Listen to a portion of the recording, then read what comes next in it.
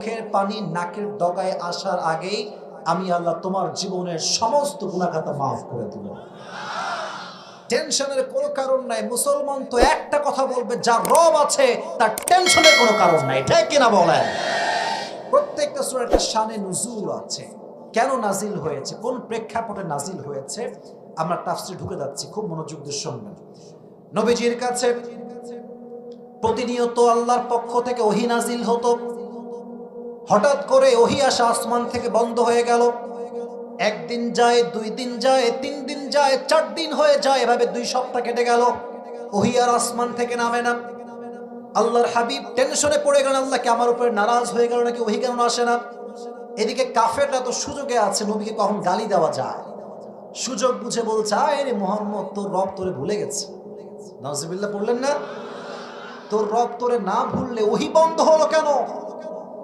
নবীজি টেনশনে পড়ে গেলেন যে আল্লাহ ওহী নাজিল হয় না কেন? and he started to miss the revelation. ওহীকে তিনি মিস করতে আরম্ভ করলেন।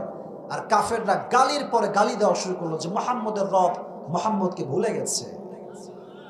এবার আল্লাহ তাআলা সমস্ত কাফেরদের বিরুদ্ধে আয়াত নাজিল করেন। আল্লাহ বললেন ওয়াদুহা ওয়াল লাইলি ইযা সাজা, নবী হে সূর্যের কিরণের শপথ, আলোর শপথ, আর রাতের শপথ, রাত যখন হয় নিঝুম আর নিস্তব্ধ। আল্লাহ এই রাত দ্বারা ওহীর অনাগমন বুঝালেন, আর দিন দ্বারা ওহীর আগমন বুঝালেন। আচ্ছা, টাঙ্গাইলের রানাগাছার ভাইরা সারা দিন যদি আলোই থাকে, রাত না হয়, ভাল লাগবে? এত সুন্দর জবাব, ভাল লাগবে? আবার সব সময় অন্ধকার, কোনো আলো নাই, সূর্য নাই, ভাল লাগবে? আল্লাহ বলছেন নবী হে, ওহী যদি নাজিল হতেই থাকে, ওহীর একটা প্রেশার আছে। অলওয়েজ নাজিল হলে আপনার শরীরটা দুর্বল হয়ে যাবে। দিন শেষে রাতের ঘুম যদি মানুষের না হয়, মানুষের শান্তি লাগে না। তো আমি যে আপনার ওহী বন্ধ করেছি, এটার কারণ এটা নয় যে আমি আপনার উপরে অসন্তুষ্ট, বরং আমি বন্ধ করেছি একটা কারণ, যে আমার নবী কষ্ট পাবে, আরাম করবে না, এটা আমি আল্লাহ আরশে আজিম থেকে সহ্য করতে পারবো না। সুবহানাল্লাহ পড়ে। আপনার শান্তির জন্য, আপনার আরামের জন্য ওহীকে বন্ধ করে দিয়েছে। একজন আওয়াজ দিয়ে বলেন তিনি কে? মা ওয়াদ্দাআকা রাব্বুকা ওয়া মা ক্বালা। Your Lord has not forgotten you, ya prophet. নবী হে, আল্লাহ তো আপনাকে ভুলতে পারে না। সবাই সবাইকে ভুলতে পারে, বাট আল্লাহ কাউকে ভুলতে পারে না। আজকে সমাজ, যুব সমাজ আজকে বেশি আসছে। আজকাল তো বাংলাদেশে প্রেমের কোনো শেষ নাই, রিলেশনের কোনো শেষ নাই। আর এখানে অনেক বোনেরা আসেন, আমি জানি, প্রত্যেকটা বোনকে আমি সম্মান করি।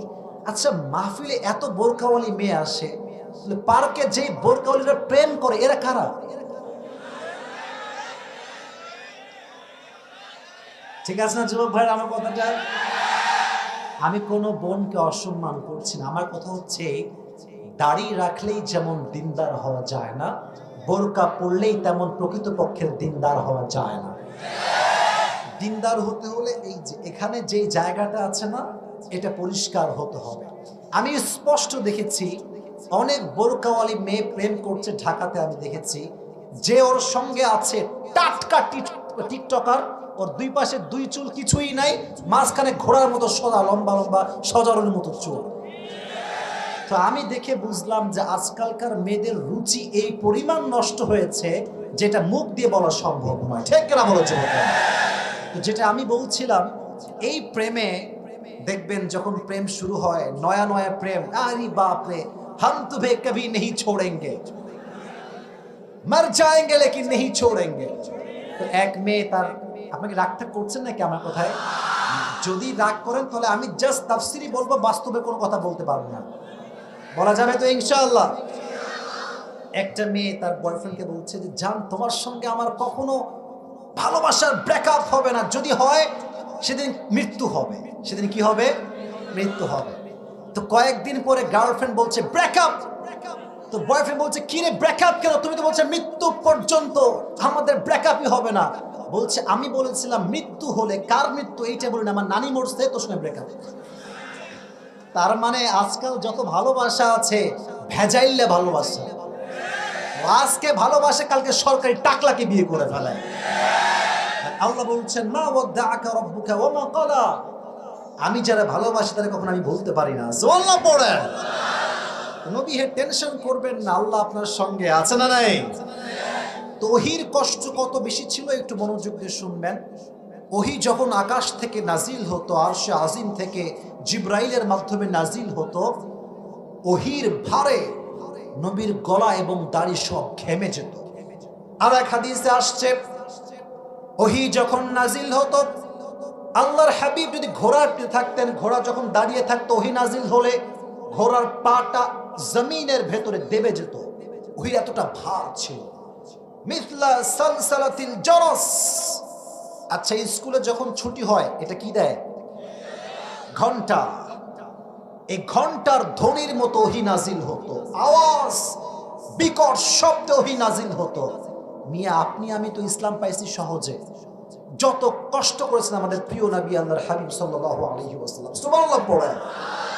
ওহির একটা ভার ছিল, কষ্ট ছিল। আল্লাহ বলেন নবী এত কষ্ট আপনি সহ্য করবেন আর আল্লাহ আমি দেখবো তাকায় তাকায়, এটা হতে পারে না। আপনার কষ্টকে হালকা করার জন্য আমি আল্লাহ ওহিকে বন্ধ করেছি। সুবহানাল্লাহ পড়লেন না? তো এটা ছিল শানে নুজুল। এবার আল্লাহ বলছেন ওয়ালাল আখিরাতু খায়রুল লাকা মিনাল উলা। ও নবী, দুনিয়ার কোনো টেনশনে আপনি চিন্তিত হবেন না। মাথায় রাখবেন পরকালটা হচ্ছে আসল জগৎ, দুনিয়ার জগৎ কিছু